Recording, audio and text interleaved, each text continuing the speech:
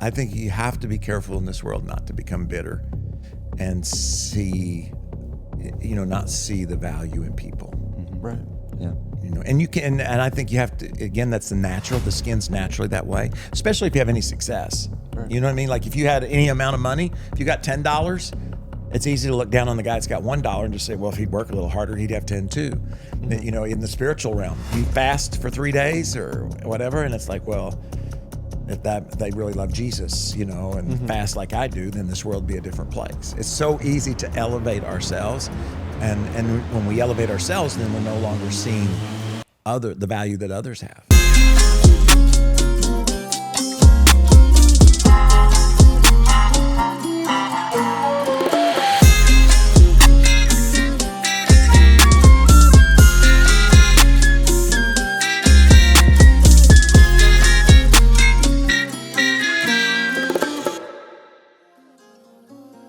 Hey guys, welcome to the Troy Gramling Podcast. It is, as always, an honor to get to spend a little bit of time with you guys. And I love that our goal, our mission, you might say, is to build a community that helps you reach your potential, to become everything that God's created you to be. Because I don't know where you're listening or where you're watching from today, but no matter where in the world you might be, you were in the mind and heart of God before you ever put on skin. And that means you're intentional. And so we want to partner with you so you can live out that intentionality and succeed in great, great ways. I have some special guests with me today. We're going to do something a little bit different. So before we really jump into the show, I want you guys just to introduce yourself. Tell us who you are and how old you are, because that's unique today, and because you're a little younger than I am. Just a tiny bit. So Tell us who you are, and are you South Floridians? Did you move here? Give us a little bit about yourself. I'll start. My name is Carter Smith. I am 19 years old. I volunteer over in the youth ministry. I am the tech director over there. I lived in South Florida all my life, born and raised. My parents are from Georgia, so I go back and forth to visit family. And I am going to CIU right now. What part of Georgia? South Georgia, so a little town called Camilla. Oh. And CIU, in case you guys don't realize, we just launched a university, and you are part of our first class. Yes, I'm super excited. Going well so far, so. Yeah, it's going to be great. It's been a lot of work, 2 years in the, whatever you call it, 2 years down the road, but we have made it. So yeah, congratulations. Thank you. My name is Ross Smith. I've been here for a while. I'm 23, and I have grown up in South Florida my whole life. Or like different counties, but came down to Broward County, I want to say like 12 years ago. So you were up north? Yeah, a tiny bit, but I didn't pass like the Stewart line to go to Central-ish. Okay. So you were born in Florida? Yeah. All right. So got two Florida natives, which is kind Florida of rare, boys sitting on the same couch. So flow. How about a third? My name's Angel. I am 22, and I'm actually born and raised in South Florida too. Come on. Coming to Welcome to the club. Hey, for a long time, and I serve in the youth building over there as just a leader, and I'm also currently a student. I'm a master's student in Oral Roberts. So yeah. Oral Roberts is in Tulsa. Yes, it is. How do you like the city of Tulsa? I love it. It's a good atmosphere. Better than South Florida? Well, it's a little different, a little bit slower. Bible Belt. Yeah. So I love it. That's unique. So we are here. We just won the Big Stanley Cup. Yeah. Come on. Amen to that. Are you guys hockey fans? I'm a little bit. I'm trying to get into it. Watched a few games, but I'm not like the biggest hockey fan. More of a football guy. And who's your favorite football team? Miami Dolphins. I'm sorry. That's a good answer. That's a good answer. That's okay, though. It's been a long drought. But It has. Very sad. I'm not sure this year's going to be any better. But Oh, no. I don't think so either. We'll see. Hockey's good. I enjoy it. A lot of fights. I haven't really jumped into it until like about a year and a half ago. So, but I've been enjoying it since then. But prior, I was like, it's a hockey game. Who really cares? Right. In South Florida. I mean, it's kind of funny if you think about it. Ice in Florida is just Yes. not a thing. Very uncommon. You realize, though, we just won 2 championships. I don't know if you guys care that are watching and listening today, but we just won 2 championships, and we just signed all of our players. I did see that. Perfect. We need them all. All of them? Maybe a three-peat? Yeah. Hopefully. Might as well. This is the thing, though. I'm kind of down on the Panthers Why is that? Why? because their parades are on Sunday morning. That's right. Yep. That's We've completely had 2 inconvenient. parades, and Yeah. they've both been on Sunday morning. Yep. You know, why not Saturday afternoon? That's a much better time for a I parade. Or agree. Saturday morning or Saturday night or And- Sunday afternoon, but not Exactly. Sunday morning. I heard it rained both years. I don't know, but that's what I pray for. So I think it rained in this past one, but it was very light and it was just off the shore, and the parade kept going. And I was like, well, I didn't pray. I didn't pray hard enough. Now I got some really important questions that I'm sure our listeners are going to be interested in, and I'd be interested in the comments to know if it's the same around the world. We were just talking about these gentlemen's love life, all right, and I was talking with Carter, who's the youngest. Yes. And he said, I said, do you have a girlfriend? And he said he's talking to somebody. Now, that's a vocabulary I'm not used to hearing. I don't know about you guys online or those of you here in the studio, but I haven't. Is that what people? yeah. I call would it say if you want to dumb down, and not that you're not dumb or smart or anything, but I'm just saying, like, in a simpler terms, I would say getting to know someone outside of the dating level. Right. So right now, if you're interested in somebody, you're talking to them. Yeah. Yes. And then I said, so what's the difference between talking with somebody and dating somebody? And you said that you're going to ask them. Yes. And is that a special event, or is that like It can be. It can. Yeah. Yeah. It can be. I would love for it to be. right? So you would say, what do you say? What do you say? What's the common phraseology?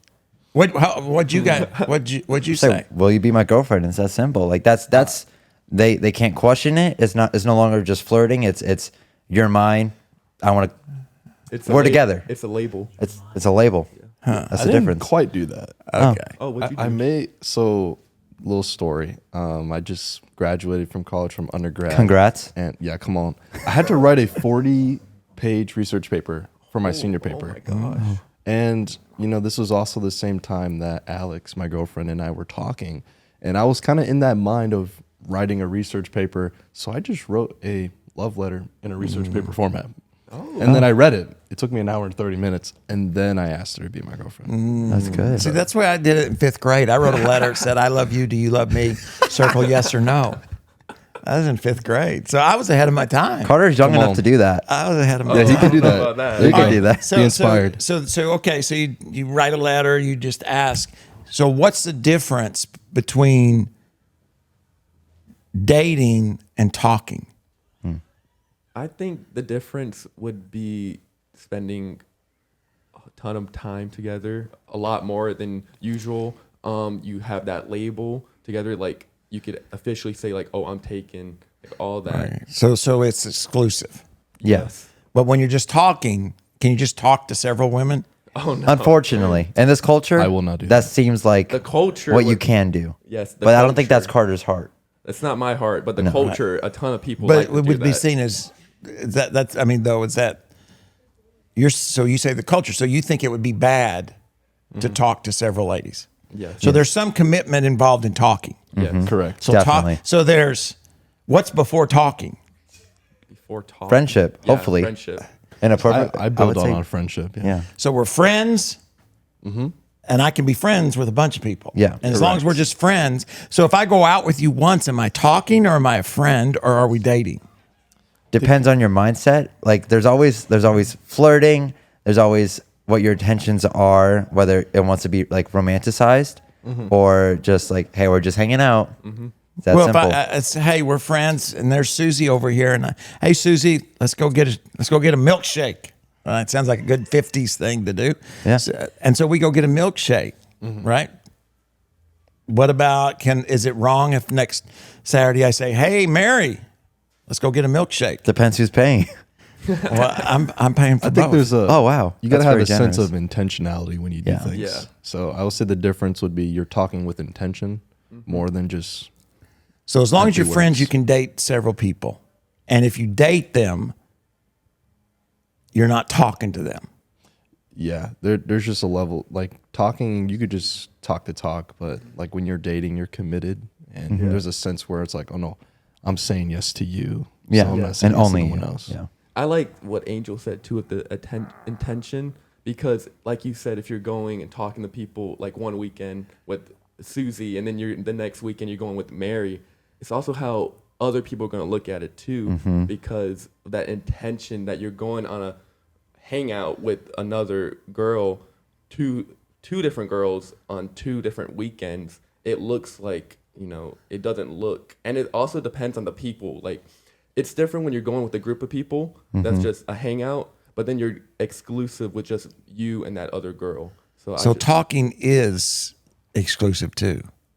In a sense. A tiny So bit. I would say, talking yeah. is dating without the question.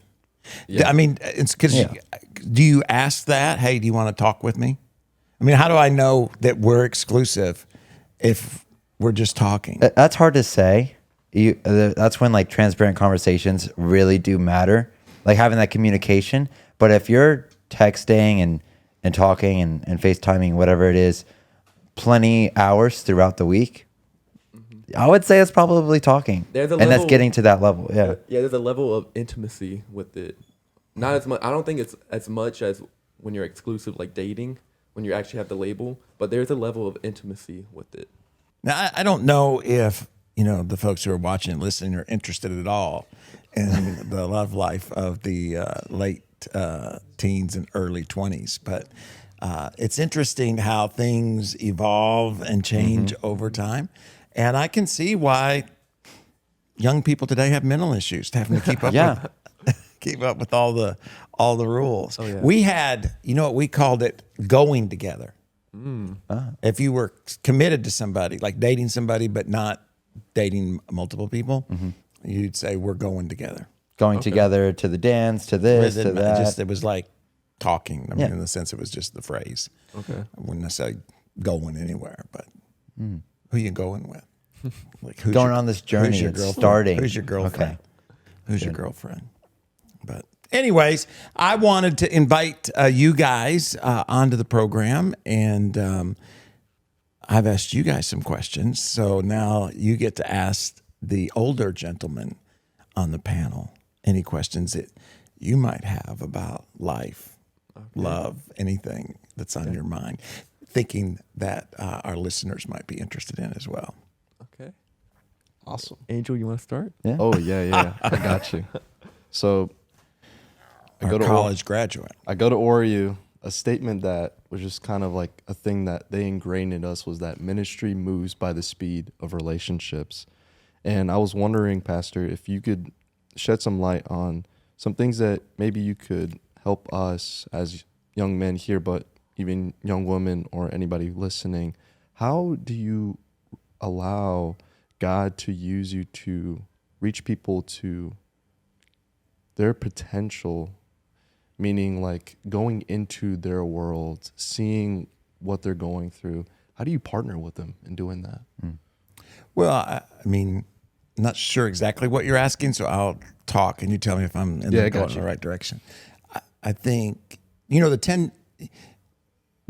to listen, I guess is what I'm saying, and really try to hear what people are not only saying, but where they're coming from. I mean, so you kind of have to humble yourself and not, you don't want to be the answer.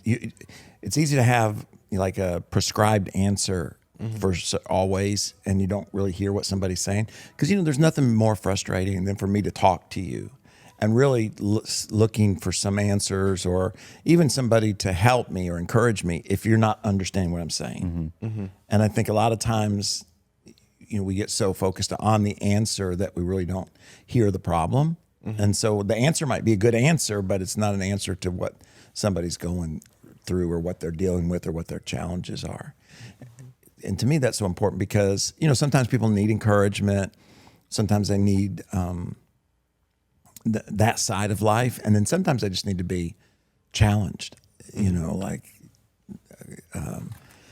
kind of kicked in the rear end kind of thing. Like, hey, I'm not going to just pat you on the head because I think you've got greater value than that. You've got a greater potential than that. I think I have a question that dives into that.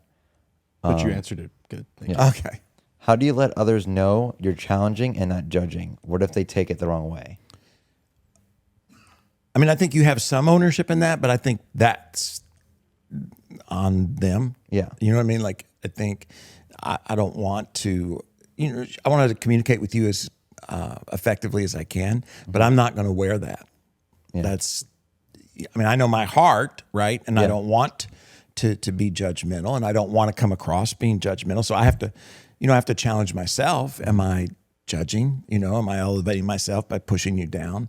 But at the same time, you have to own the way you receive it. I mean, even you think about criticism, all of those things. I either can blame the critics or I can own it myself, no matter whether they be, positive criticism or negative criticism, whether it be done with the right heart or the wrong heart.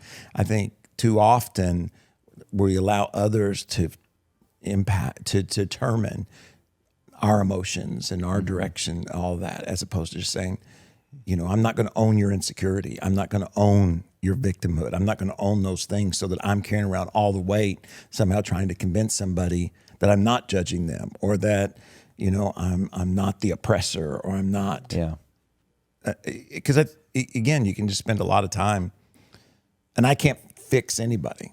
You know what I mean? If you're always going to see yourself as the victim, I can't. I can spend a lot of time and not do anything about that. So again, I think we all have to be honest with ourselves about whether we are judging or whatever it is that we're doing, but you can't carry other people's. I can't take responsibility for that. Yeah. Yeah, I At the got end you. of the day. That's good. I have a question. So it's about doubt, and at times I've very much have doubted my calling, and I know a ton of people have said they've doubted. So I have a question: have you ever doubted your calling, and if so, how did you handle it? Yeah. When you say doubted your calling, what's that feel like? What do you mean? Like something could be going bad, or something isn't going the way you want it, and you're like doubting your mindset, like you're doubting almost God, like, is this what you want me to do? Like, is this actually what you want me to do, or is it what I just want to do? Yeah. I think I've doubted my ability to succeed. Okay. I've doubted, am I positioned in the right place? I don't think I've ever doubted, is this what I'm supposed to be doing? Okay. And maybe if I went back to the very beginning, as I was, before I per se said, this is what I feel like God wants me to do, I'm sure there were doubts in those days. Yeah. You know what I mean? I think once I said, hey, this is what I feel like God's calling me to do, I've doubted, am I at the right place? Am I doing the right thing? All of those kind of doubts. But as far as now I've had times where I wished, I was doing maybe something else, or I felt like I could do something else better, or those kind of things. So those kind of doubts, but not so much, because I think the process you're going through now, especially when you're young, is settling that. Yeah. So I think if you're still, let's say my age, or in your, you're 19. So if at, 35, you're still doubting your calling. Now I think people can doubt their faith, right? But I think my thought would be that you want to really work through that. I mean, and ideally, if you're going in the wrong direction, you figure that out sooner than later. But I think all the way through it, there's always something to doubt. Yeah. Are you doing the right thing? Am I in the right place? Have I been here too long? Have I not been here long enough? All the questions, all the conversations the enemy likes to put into our head. And I think that's why it's so important, that we are making the positive decisions that we know to make, so that we're positioned in a place to be able to deal with those doubts. It's not that the doubts are bad or evil. It's just that if we're not in a place to be able to deal with them, then doubts can become deconstruction, or we completely deconstruct our faith. So I don't think we should feel guilty about doubting or worry about doubting, because I think our calling or our faith, are greater than any doubts that we have. But I think, you're just getting started. So it's natural to, have some kind of questions about. But I think then when you internalize it, ask, am I really questioning my calling, or am I questioning, can I do it? Yeah. Because marriage is the same way, right? You get into marriage and people sometimes will doubt. Instead of doubting, like, am I doing this right? Or can we do that? They start doubting, am I married to the wrong person? And, that can lead in a totally destructive direction. Yeah, I got you. That makes sense. Yeah, I think something that kind of goes similar, like being a lead pastor for 2 decades now, like that's something you often don't see much now. What would be something that you would tell your younger self just starting out in the ministry?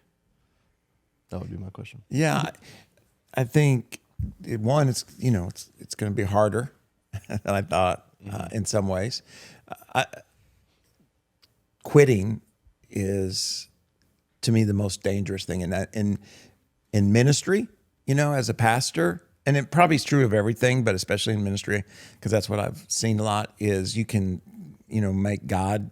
It can all be about God. God's calling me to this, or God's calling me to leave. And I'm not saying God doesn't do those things, but I'm saying we all, Christian people always have an excuse. Whether you're in ministry or whatever, it's like God's telling me I need to break up with you. God's telling me. And what I saw early on in ministry is a lot of pastors would stay somewhere 3 years, and about 3 years or so. So they would come. You got that first year, and then things start to get difficult, and they move on, and here's the danger in that, is it becomes a habit. Now, I saw pastor after pastor, and it wasn't that the 3 years was the problem. It's just that when things got difficult, God called them somewhere else, which was about 3 years, depending on the church. And then once they got into habit, when we quit, our muscles, because I was thinking about this for Wednesday night, our muscles to persevere are weakened. And if you think about people who quit, they quit not just something, or not just rarely. They start to get into a habit. Yeah. And when things get difficult, they quit. Well, pastors do the same thing. I think people do it at work. They'll work somewhere for about 2 or 3 years, and then it doesn't go, it gets difficult, whatever it is, and then they're moving on. And every time you talk to them, they're in a new job, or they're in a new relationship. We can do it relationally. We just kind of get into this habit, and we feel certain emotions, and those emotions click in our mind. Oh, it's time to move on. It's like I played basketball forever. And in the falls, when we would start practice, and when the weather would start to change, I would just start feeling, basketball, smelling basketball, even years after I was no longer playing, because it had become so much a part of my life. And I think quitting can become that way. So if I were to look back to when I was younger, I think that would be the thing that I would just remind myself of how important it is to persevere. Yeah. Everything in marriage, business, everything you're searching for is on the other side of perseverance.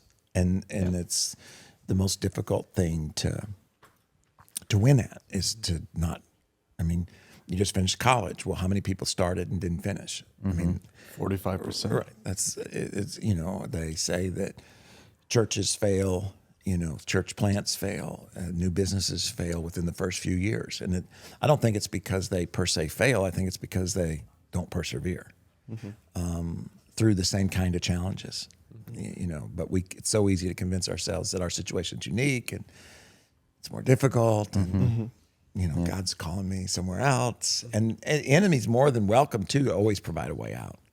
James says that temptation, God won't, that every temptation there's a way out. But I think for every challenge, the enemy provides a way out. It's like, don't stay, because if you remain under, you get transformed. But if you, get out from underneath, then you're not changed. And so I think the enemy always does that. Yeah, thank you.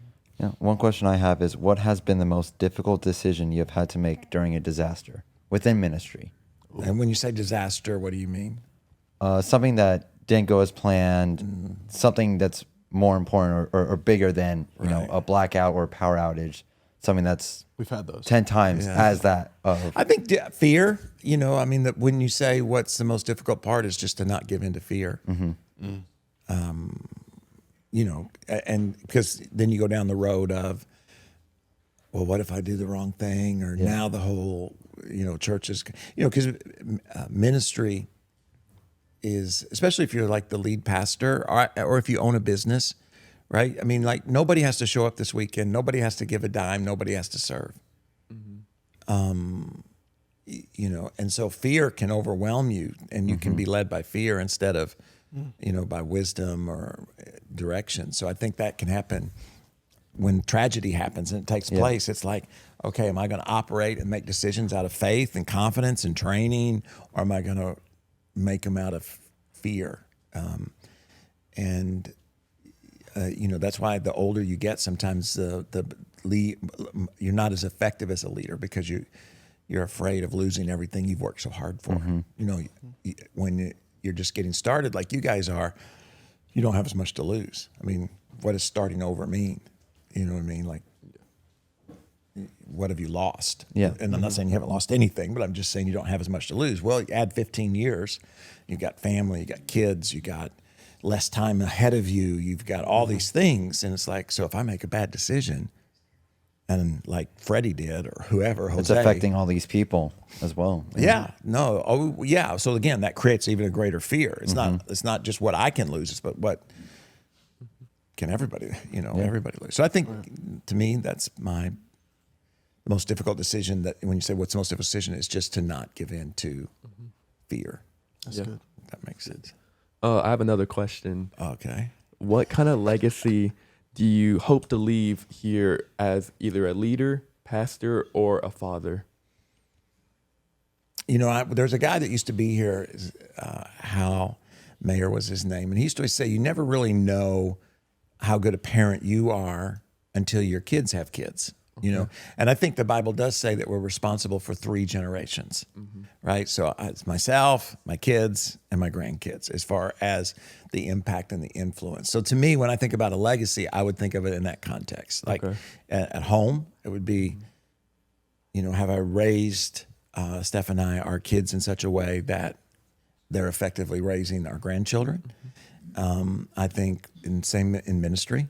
I mean, the thing I'm most proud of at Potential is the number of people who have stepped into ministry through Potential, and that Potential gives people an opportunity that, you know, not just to anybody. We want to do things with excellence, but for a lot of folks who are serving in a lot of different places today, they either came to Christ at Potential or they first started to serve at Potential in some way and began to believe that, oh, maybe God, I could do this, and that God would call me to do this, and then they get to do it in, you know, different places in different ways. But so I, you know, that would be my, you know, sense of legacy, is that it would continue, you know, not like the church Steph and I started in Paragould years ago. It's still there, right? They're still meeting. People are still coming to Christ. They're still dreaming, you know, and that's pretty, you know, when you think we started with 13 people in a room, and there was nothing unique about what we did. We just did it. And I think we make, you know, whoever started, you know, Amazon, Jeff, right? Yeah. I mean, he did it. That's it's not that he's smarter than, I mean, sometimes you meet these, like, whether they be great ministers or whether they be wealthy people, and it's like you're underimpressed because you're like, well, if they're worth billions of dollars, they should, you know.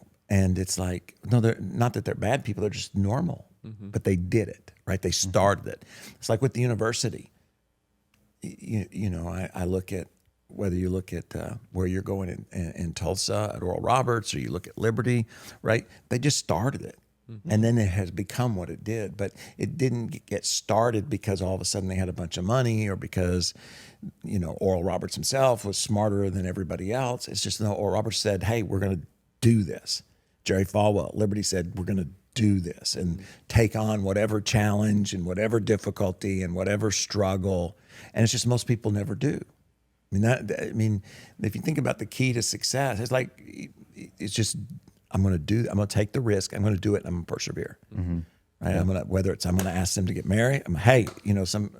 Everything's never going to be perfect, right, for marriage. But it's like, eventually it's like, I'm going to ask them to get married, and then I'm going to persevere through whatever challenges that we face, right? We can get through this. If God is God, then we can get through this, and we're going to work through this.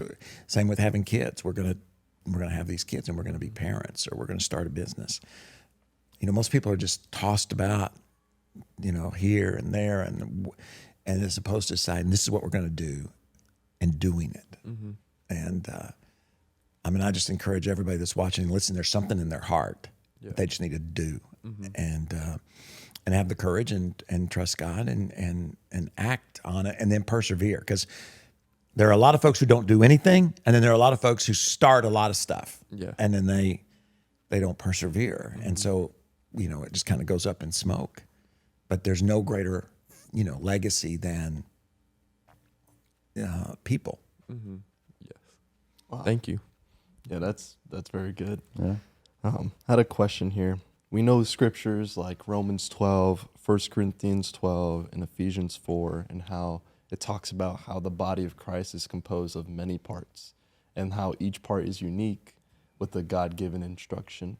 And you just wrote a book, and it's always a pleasure reading it, because talking about how you're partnering with people to reach their God potential. And I guess the question I wanted to ask is, how do you see that in somebody? Like, how do you guide them through identifying their gifting, but also getting them to a place where they themselves can see that in others? Yeah. Again, I think the biggest challenge in that is the word I just used. It's perseverance, in the sense that, one is, I believe that. I believe with all of my heart, nobody's an accident. Nobody washed up on the shore, fell out of the tree, and now God's trying to figure out what they're going to do with them. So God intentionally created everybody, right? So if you start there, because that's the most difficult aspect for most people to grasp. There are a few people who believe they were, born for greatness, but most people are like, I'm just normal. Right. I'm not like all the people maybe I see or whatever. So I think the first thing is you got to help people understand they are unique, right. They are gifted, and that they do have something of significance, and humble enough to pursue that. So, and then you think, okay, so where do you go from there? Well, you have to have encouragement. You have to have your training. What spiritual gifts do they have? What skills do they have? Discipline, all those skills, the things that got you through college it's the same idea. And you think, but again, I can't own it. Right. Because then I'm going to, be discouraged and depressed all the time. Right. Because I can't make you go to school or stay in school or see the value of it in the future or those kind of things. So I think you have to be careful in this world not to become bitter and see, not see the value in people. Right. Yeah. And you can, and I think you have to, again, that's the skin's naturally that way, especially if you have any success. Right. You know what I mean? Like if you had any amount of money, if you got $10, it's easy to look down on the guy that's got $1 and just say, well, if he'd work a little harder, he'd have 10 too. In the spiritual realm, you fast for 3 days or whatever. And it's like, well, if they really love Jesus, and fast like I do, then this world would be a different place. It's so easy to elevate ourselves. And when we elevate ourselves, then we're no longer seeing the value that others have. So I think that it's always good to look into the mirror, every day and say, well, how did I treat so-and-so? Yeah. How did I treat the people that park my car, or the people that, whatever it is that did I treat everybody as if they truly do have value? Everybody has different roles and different positions and different levels of success and all of that, but everybody has value. And did I treat them with a sense of value is incredibly important. Yeah. You know what I'm saying? And you have to, be brutally honest about that. Because if not, then, Especially if you, I mean, because then God can't trust. I want God to be able to trust me with success, and He's going to put success, however you define that, into the hands of those who steward it well. Yeah. And what's His greatest value?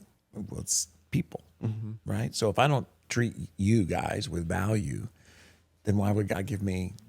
Because He values you above any of this, right? So I think that's important, and I think at every level. From Lion, my grandson who's 6, how's he treat people? And has he seen the value in those? His sister, you know what I mean? Yeah. And not always, that's for sure. Well, thank you guys so much for hanging out. Thank you. The time Thank has elapsed, but we've learned a lot about love and dating and in Ministry. the 2025. And it's always an honor for me to share whatever experiences that we've been through in 58 years. So, Wow. well, I can see that, but I'm not sure what that means there. Oh, that is true. That is true. Well, that to me is exciting. You asked the question, how do you see potential in people? And, to me, I think, okay, here's where we're sitting. Yeah. But, who will you guys be? And what kind of impact will you have? And what kind of families will you have? And will you be, what could have been or what is? Because it's not really where you start, it's how you finish. Yeah, it makes you wonder who are we going to bring to this couch come 15, 20 years? Are we going to be leading this podcast or taking over or being able to pour into others and diving into questions of the next generation after us? It's cool to think about. It is. Yeah. It is. Especially jumping into youth camp next week. Oh yeah. Yep. Well, and you're right, there's 100 and whatever, 50 Yeah. students. And so there are mayors and there are presidents and, professors and Ministers. ministers Yeah. and, stay-at-home moms and, all kinds of different people that are there that are solutions. Yeah. And you don't know which of those you're going to have an interaction with that's going to be the memory that 20 years from now they talk about. Yeah. I was at camp and this happened and so did this or so said this. Because in the midst of that, you're going to sweat, you're going to be tired. Yep. Some of the students aren't going to listen to This is real. anything. You're going to get angry. You're going to have to deal with your girlfriend, right? You got all this stuff going on. She'll be there. And well, you're right, which makes it Serve in even middle more school. difficult. Yeah. You know what I mean? Oh, where were you last night? You didn't stop, whatever, I'm sorry. Yeah, exactly. So, and then, you the whole week gets missed. Right. Because that's so easy to do, right? And it's a unique week because they're away from their phones and they're right. It's just life sneaks by, and then people look back on a regret, and you can't let it sneak by. I think you have to pray for 2 things, and we'll wrap up here. But you have to pray. I always pray, for a sticky mind. Because it's so easy to forget. That's why journaling is good. Yeah. But just praying for a sticky mind that you can remember things and remember God's faithfulness, remember the fun, I saw a book, who was it? I can't remember who it was written by. I think it was the 5 language guys, but he was talking about, they did a study on marriages and people who stayed together the longest and had, it still liked one another. One of the things that they all had in common as to those who didn't was that was memories where they would sit and talk about, do you remember when, and it's easy sometimes to remember the difficult things. But so I think, it's important to pray, for a sticky mind so you can remember the things that are happening. And then also to live in the present. Because Where your feet are. Yeah, Yeah. because it's great to have dreams and great to learn from the past, but it's like, what's today? What's going to be sad? What am I going to experience? What I don't want to miss out, right? Yeah. How are you going to make the most of it? Are you going to be productive? Yeah. How much, efficiency or productivity will be done? John Maxwell wrote a book, Today Matters, and it does it relationally and in every sense. So anyways, today does matter because you guys have hung out with me. I appreciate it. We Thank you. are honored. And look Yes. forward Thank to you so camp. much. And anytime. We don't have to have the mics on. You know what I'm saying? Come on. Yeah. I have more questions. There you go. I don't know if 7 I've got more. answers, but I know people. 7 more. I know people who have answers. Hey, I'm glad you guys were here as well. I hope you enjoyed our conversation, whether you were watching it or you're at one of the apps. And listen, I'm about killing myself here. All right, sorry about that. Anyways, I want to always, every Thursday at 8 o'clock, we're dropping new ones. We're talking to tons of interesting people. And like I said from the very beginning, I really believe that if you'll hang out, listen, and allow it to permeate you, that there's some things that are said from some of our guests that could really impact your life in a positive way. Also, we do a live stream on Sunday night. We're just going to hang out because, again, we're just trying to build community, trying to get a sense of encouragement and inspiration to be everything that we were created to be. Don't forget to share if you did hear something. Hey, there's probably somebody that needs to be reminded. You probably know some guys who may be a similar age as the gentleman that we've talked about today, or something was said that reminded you of something. It's just a click of a button. The algorithm matters. It makes a big difference. We want to get this message to as many people as possible that you have potential. You were created on purpose to do something of significance. And please, whatever you do, don't settle for anything less.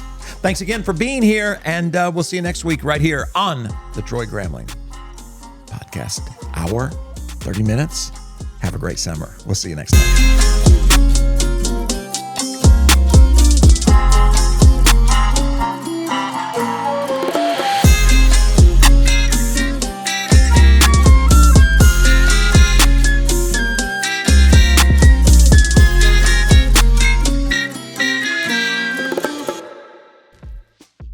Wait, before you go, if you're enjoying our content, check out this interview or this one here. They're both really good. And don't forget, subscribe. It's really important. We'll see you next time.